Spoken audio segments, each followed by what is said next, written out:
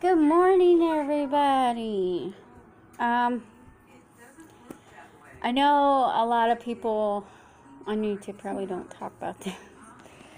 I would say about 6 years ago, or no, 7 years ago,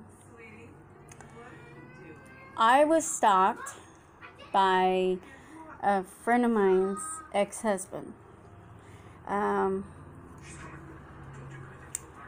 I would say about 5 years prior to that, I hung out with them. They came in from West Virginia, from out of state, and she had introduced me to her husband, and her husband went, "My God, I've never seen a blonde." You know, he was like, "Oh my goodness, I've never seen a blonde like you." So mom broke out. So I was like, "Oh, okay."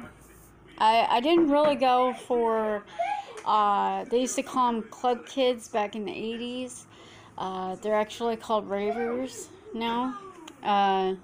Whereas colorful outfits and parties and stuff like that, and strobe lights and everything.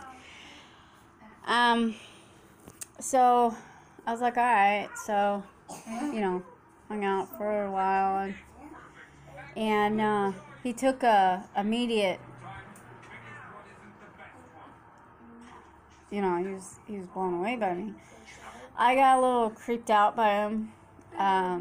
He joked around. He was alright at first. I would say a few years later, I get a letter in the mail. And my friend's like, "Did you open some letter that was sent to you?" I said, "No, I got it in my hand right here." Or, no, I told her, I said, "Yeah, I opened it and read it, and it was some letter from prison." Come to find out, my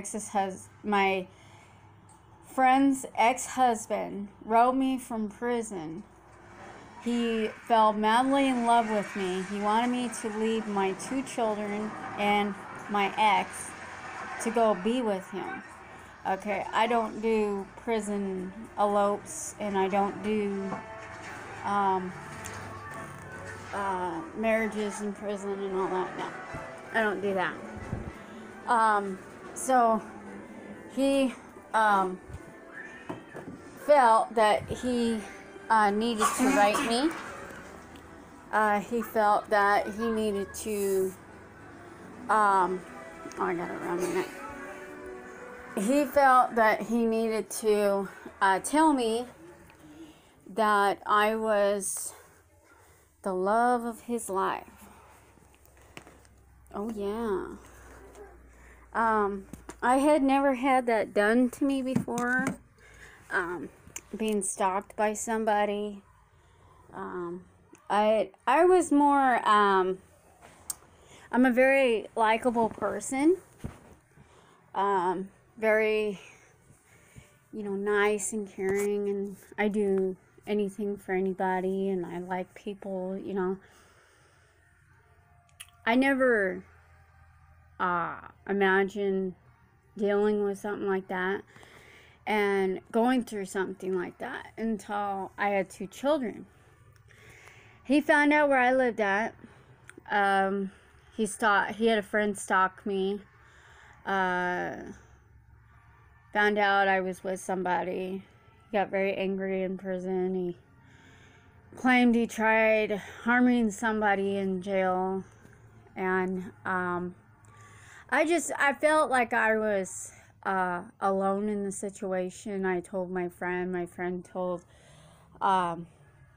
his attorney that he was stalking me from inside, and the attorney told him that he had to stop because I had a protection order on somebody else, and I was going to put one on him. And finally the letters stopped, and I had read his report online that said he had stalked over 200 women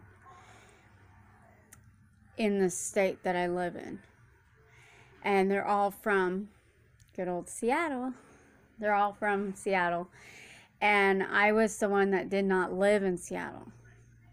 He had stalked over 200 women all over the state I live in, Washington State. And he had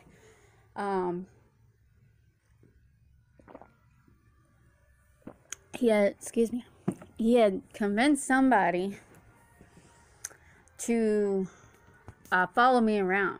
I kept seeing cars, I kept seeing people, homeless people would follow me.